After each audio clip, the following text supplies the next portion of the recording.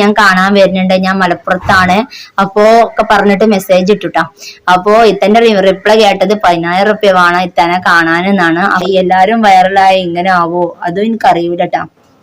കാരണം എല്ലാരും ഇങ്ങനെ തന്നെയാണോ ആവും. വൈറലാവുമ്പോ ഓരോരുത്തർക്കും മാറ്റങ്ങളെ. കാരണം നമ്മളിപ്പോ നമുക്ക് ഒരാളെ കാണാൻ പോകുന്നത് നമുക്ക് ഒരുപാട് സന്തോഷാണ്.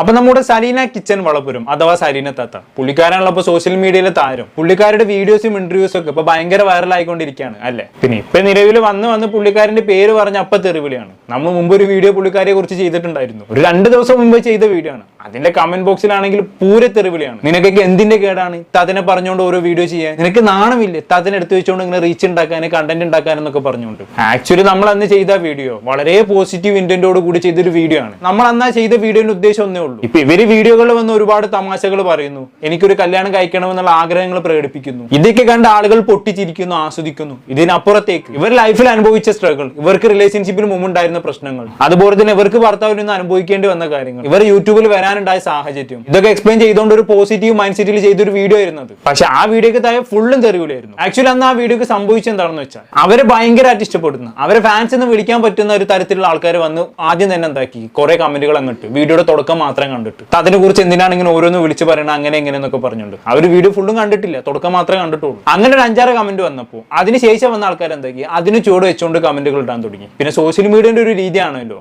വീഡിയോയിൽ എന്ത് പറയുന്നു എന്നതിനേക്കാളും ആൾക്കാർ ആദ്യം നോക്കുന്നത് കമന്റ് ബോക്സിൽ എന്ത് പറയുന്നതായിരിക്കും. അപ്പൊ പിന്നെ അതിനുശേഷം വന്ന ആൾക്കാരൊക്കെ വീഡിയോ മുഴുവനും കാണേണ്ടെങ്കിൽ തെറി വിളിച്ച് കമന്റ് ഇടാൻ തുടങ്ങി എന്നുള്ളതാണ്. ഉള്ളത് പറയാലോ, ജീവിതത്തിൽ ആദ്യമായിട്ടാണ് ഇങ്ങനെ ഒരു എക്സ്പീരിയൻസ്. നമ്മൾ ഒരുപാട് ആളുകളെ വിമർശിച്ചുകൊണ്ട് വീഡിയോ ചെയ്തിട്ടുണ്ട്. മുമ്പ് ലക്ഷ്മി നക്ഷത്രം വിമർശിച്ച് വീഡിയോ ചെയ്തിട്ടുണ്ടായിരുന്നു. അന്ന് ലക്ഷ്മി നക്ഷത്രന്റെ ഫാൻസുകാർ വന്ന് പൂരെ തെറി വിളിച്ചിട്ടുണ്ടായിരുന്നു കമന്റ് ബോക്സിൽ. അതുപോലെ തന്നെ കാർത്തിക് സൂര്യൻ ഒരു വട്ടം വിമർശിച്ചപ്പോൾ അതേമാതിരി തെറിവിളി ഇട്ടിട്ടുണ്ട്.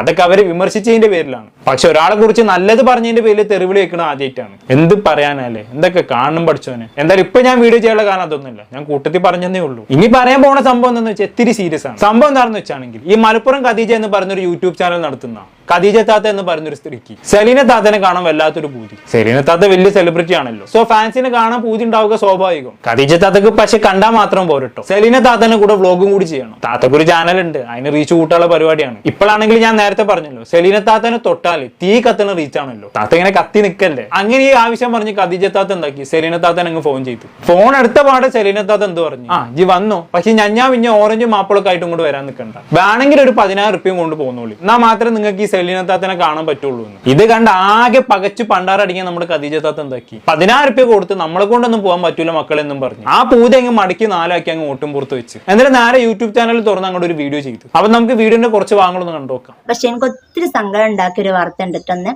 ഒത്തിരി സങ്കടം എന്ന് വെച്ചാൽ ഒരുപാട് ആശിച്ച് ഒരുപാട് പുറകെ നടന്നിട്ട് ഒരു നമുക്ക് ഒരാളെ കാണാൻ വേണ്ടിയിട്ട് ഒരു അനുവാദം കിട്ടിയത് ഹസ്ബൻഡ് ഇക്കാനോട് ചോദിച്ച് കുറേ സമയം ഇക്കാന്റെ പുറകെ നടന്നിട്ട് ഇക്ക പൊയ്ക്കോ എന്ന് പറഞ്ഞൊരു സന്തോഷത്തിൽ ഇരിക്കുന്ന സമയമായിരുന്നു ഞാൻ.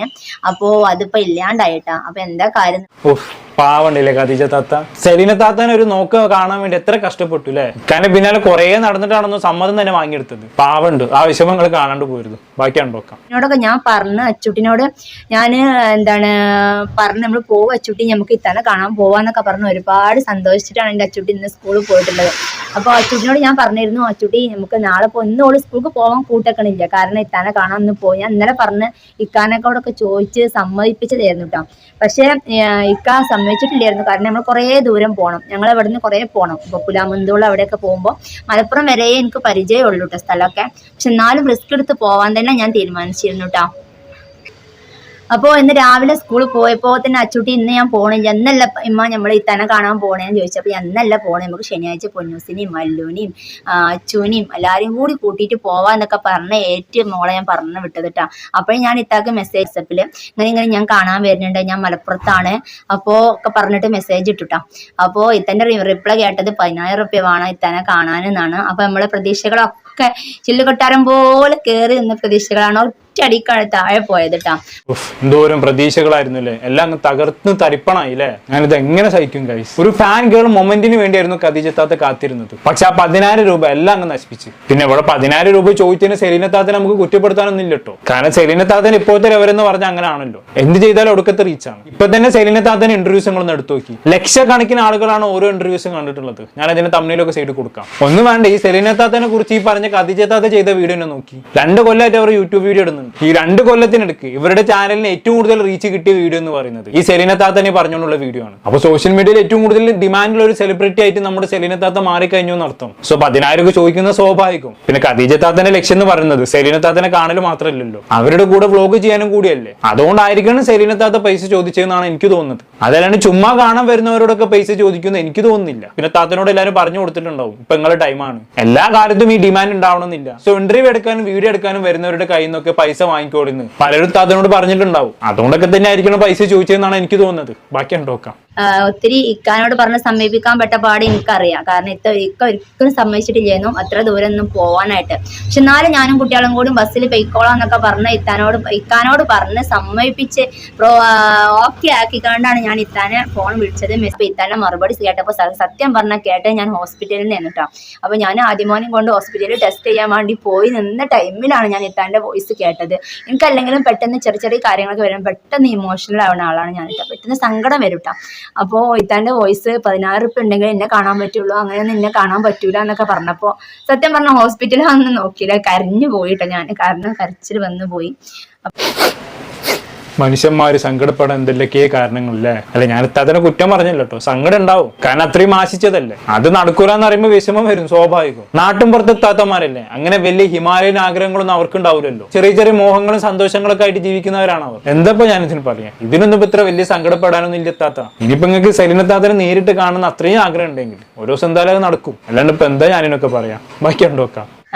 പിന്നെ ഇനി അച്ചുട്ടിയും പൊന്നൂസ് ഒക്കെ വരും. അച്ചുട്ടിയും പൊന്നൂസൊക്കെ വരുമ്പോൾ ഞാൻ അവരോട് എന്താ പറയാ ഒന്നും എനിക്കറിയൂല കേട്ടാ. കാരണം ഓരൊക്കെ ഇപ്പൊ നാളെ പോവാ നാളെ സ്കൂൾ ഒഴിവാക്കിയാണ്ട് പോവാന്നൊക്കെ വിചാരിച്ചുകൊണ്ട് എല്ലാവരും ഭയങ്കര ഹാപ്പിയിലാണ് ഇന്ന് പോയിട്ടുള്ളത്. അത്രയ്ക്ക് ഇഷ്ടമാണ് അവർക്ക് ഇത്താന്റെ ഓരോ പാട്ടും ഇത്താന്റെ വർത്താനം കാര്യങ്ങളൊക്കെ കേട്ടാ.